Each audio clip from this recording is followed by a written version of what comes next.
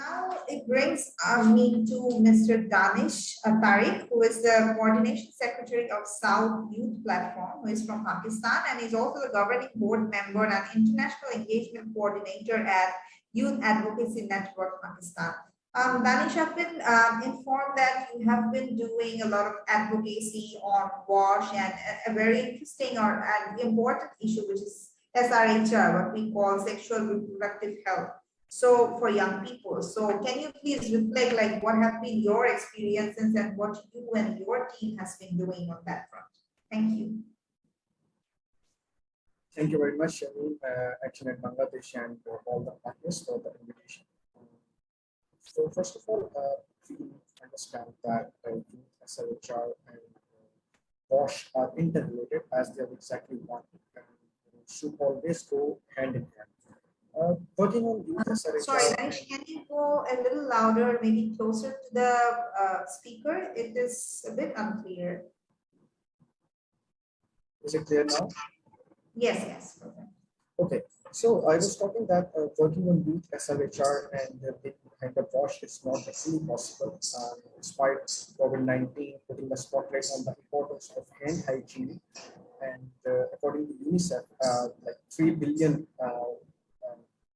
people worldwide, including hundreds of millions of school-going children, do not have access to hand washing facilities with soap.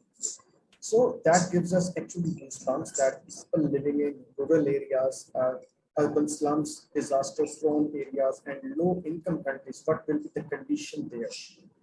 I have been advocating for the SRHR and WASH since from very early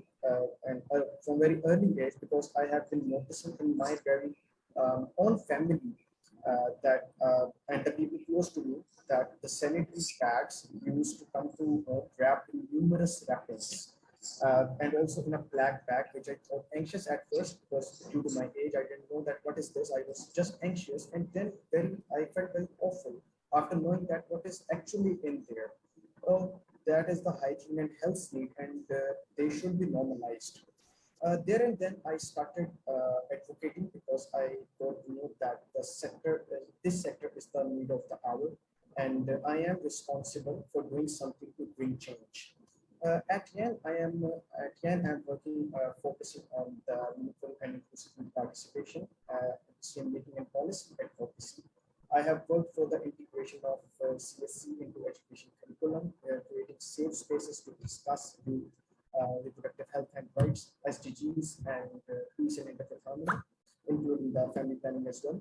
For the effective advocacy, if I recall, like back in 2018, we developed a national youth alliance of youth-led and youth-focused organizations, including the young individuals working on youth SRHR, WASH, and family planning, because we can know that there are many young people from different organizations working in silos, but their work is not recognized and they are not working collectively. That is why we got to know the repetition of the work as well. So that is why we made that umbrella, and we gathered everyone in that to work collectively.